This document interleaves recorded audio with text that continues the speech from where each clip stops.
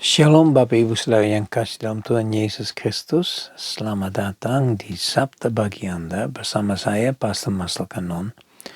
Dan hari ini adalah Rabu. Kita udah sampai hari yang ketiga ya di dalam series ini ya. Kita sudah di pertengahan minggu ya. Kita harus tahu bahwa Tuhan itu sungguh luar biasa. Tuhan itu dahsyat. Tuhan tidak pernah mengizinkan satu hari yang lewat tanpa dia peduli dengan kita. Ya, kita harus sadar bahwa begitu besar Allah mengasihi saudara dan saya. Ya, supaya kita tidak binasa, makanya kita harus kembali mengerti tujuan hidupnya daripada Yesus adalah datang, mati di kayu salib, supaya kita memperoleh kehidupan yang kekal. Nah, begitu juga firman Tuhan memiliki tujuannya. Ya, hari ini saya mau membaca 3 ayat di dalam firman Tuhan, yaitu di dalam Perjanjian Baru. Pertama di Matius pasal yang ke-24. Ayat yang ke-35. Di dalam Matius 24 ayat yang ke-35 dikatakan begini. Langit dan bumi akan berlalu, tetapi perkataanku tidak akan berlalu. Ya, sungguh luar biasa kalau kita renungkan firman Tuhan ini. Kita baca di dalam Markus pasal yang ke-31, Markus 13 ayat yang ke-31, dikatakan begini. Langit dan bumi akan berlalu, tetapi perkataanku tidak akan berlalu. Dan sekali lagi kita menemukan di dalam Lukas pasal yang ke-21 dan ayat yang ke-33. Ya, Lukas pasal yang ke-21 ayat yang ke-33. Langit dan bumi akan berlalu, tetapi perkataanku tidak akan berlalu. Bapak Ibu Saudara yang kasih dalam Tuhan Yesus Kristus, 3 kali kita menemukan, baik di Matius, Markus, dan Lukas. Dan saya percaya kalau sesuatu yang dicantumkan dalam ketiga Injil, itu sesuatu yang sangat benar, sangat penting. Karena sudah disaksikan oleh 3 orang. Matius nggak ditulis oleh orang yang sama yang menulis Lukas atau Markus. 3 orang menulis dan tulisan yang sama. Langit dan bumi akan berlalu. Dengar baik-baik. Itu kebenaran firman Tuhan.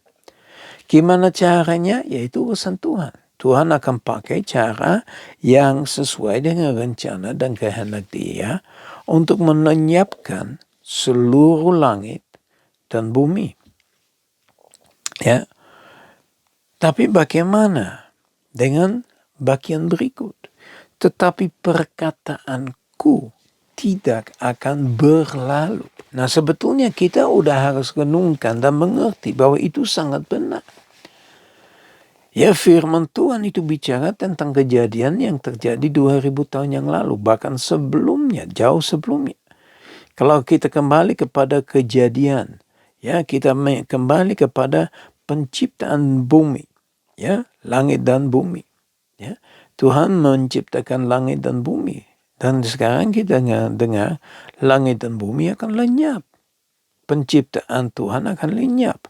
Tapi firman Tuhan, perkataannya Tuhan, yaitu firman Tuhan, itu perkataan yang sudah dicantumkan di dalam seluruh firman Tuhan. Tidak pernah akan melewat dengan begitu saja. Ya, kembali kepada perkataan yang kami bahas hari Senin. Bahwa itu diutus untuk maksudnya yang khusus. Firman Tuhan itu diberikan kepada kita untuk benar-benar melakukan sesuatu yang besar di dalam seluruh aspek kehidupan kita. Untuk mengubah kita, memperbarui kita, di mana kita akan mengalami satu metamorfosa, satu perubahan, satu pembaruan. Ya, makanya dalam 2 Korintus 5 ditulisnya, supaya kita memperdamaikan diri kita dengan Tuhan. Karena apa yang akan terjadi di masa depannya, itu sudah dicantumkan juga dalam firman Tuhan. Cuma hari-hari ini kita tidak banyak berfokus kepada itu. Ya, salah satu firman yang saya sering sampaikan adalah di dalam Wahyu yang dikatakan mempelai wanita mempersiapkan diri untuk kedatangan mempelai pria. Nah, ini bicara tentang apa? Mempelai wanita itu gereja. The house of God, rumah Tuhan. Mempelai pria itu Yesus Kristus. Yesus Kristus akan datang untuk menjemput umatnya yang benar-benar dipersiapkan. Ya, Bapak Ibu Saudara yang kasih dalam Tuhan Yesus Kristus, kita harus belajar untuk semakin masuk di dalam firman Tuhan. Yang seperti tadi saya sudah bilang, firman Tuhan itu diberikan dengan satu alasan, yaitu untuk kita mempelajari sesuatu, untuk kita mengalami sesuatu, ya, untuk kita benar-benar mengalami perubahan dalam seluruh aspek kehidupan. Karena kita dapat belajar bagaimana kehendaknya Tuhan bagi saudara dan saya. Beberapa minggu yang lalu saya sudah bahas tentang beberapa kehendak daripada Tuhan, yang Tuhan ingin daripada kita. Ya, waktu itu saya bahas dari Mika dan 2 Tesalonika. Itu cuma kehendak yang umum yang Tuhan milih untuk kita semua. Tapi juga ada hal yang lebih khusus. Nah, bagaimana kita dapat mengerti? Apa yang kita dapat tahu tentang kehendak yang Tuhan miliki bagi kita? Itu di dalam firman Tuhan. Mungkin Anda sudah bosan dengarin perkataan saya bahwa firman Tuhan itu sangat amat penting. Firman Tuhan, di dalam firman Tuhan dikatakan menjadi seperti palu untuk menghancurkan kekerasan daripada hati kita. Firman Tuhan juga menjadi air untuk menyegarkan kita. Firman Tuhan menjadi lampu, menjadi terang, menjadi pelita untuk membawa kita kepada jalan yang benar. Sekali lagi Bapak Ibu Saudara yang kasih dalam Tuhan Yesus Kristus, langit dan bumi akan lenyap, tapi firman Tuhan itu tetap selama-lamanya. Firman Tuhan tidak dapat ditambahkan, firman Tuhan tidak dapat dikurangi. Ya, kita juga nggak dapat baca firman Tuhan dengan seenaknya sendiri.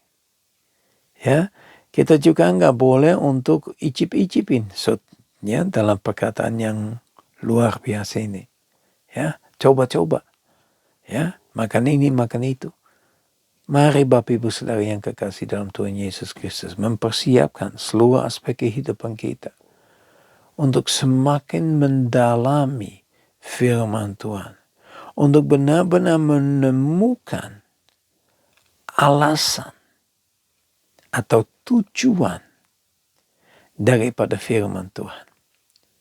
Dalam 3 hari yang mendatang saya akan bahas tentang beberapa hal yang Tuhan minta. Ya, dan kenapa Tuhan kasih firman itu kepada kita. Ya, saya nggak akan membahas semuanya, karena saya juga mau Bapak Ibu Saudara yang kasih dalam Tuhan Yesus Kristus, biar saudara benar-benar belajar sendiri juga. Ya, supaya Tuhan melalui Roh Kudus akan bicara ke dalam hatimu tentang seluruh kebenaran firman Tuhan. Mari kita buka hati. Semakin membuka hati, semakin mempersiapkan hati untuk menerima pesan-pesan atau tujuan-tujuan dari firman Tuhan di dalam kehidupan kita. Mari kita berdoa. Bapa kami di surga, kami bersyukur dan muliakan Engkau Tuhan. Terima kasih Bapa atas kasih-Mu, atas pertolongan-Mu, atas kekuatan-Mu. Sepanjang minggu ini Tuhan, kalau kita udah sampai hari Rabu, Tuhan kami berdoa supaya Engkau terus menyertai kami. Supaya Engkau terus menunjukkan rencana-Mu, kehendak-Mu. Terus menunjukkan alasan atau tujuan daripada firman-Mu Tuhan. Supaya kami dibangun, dibangkitkan, kami dibenarkan oleh kuasa darah-Mu. Tuhan, berkaryalah, bicaralah, ungkapkanlah firman-Mu ke dalam hati kami masing-masing. Dalam nama Tuhan Yesus Kristus kami sudah berdoa. Haleluya. Amin. Ya Bapak Ibu Saudara yang kasih dalam Tuhan Yesus Kristus, saya sungguh berdoa supaya berkat dari Allah Bapa kami yang di surga, kasih yang sempurna dari Yesus Kristus, persekutuan yang manis dengan Roh Kudus menyertai kita semua, mulai saat ini sampai Maranatha Tuhan Yesus datang kembali, bahkan sampai selama-lamanya. Yang percaya berkata, amin. Ya, Tuhan Yesus memberkati. Sampai ketemu besok. Ya, shalom.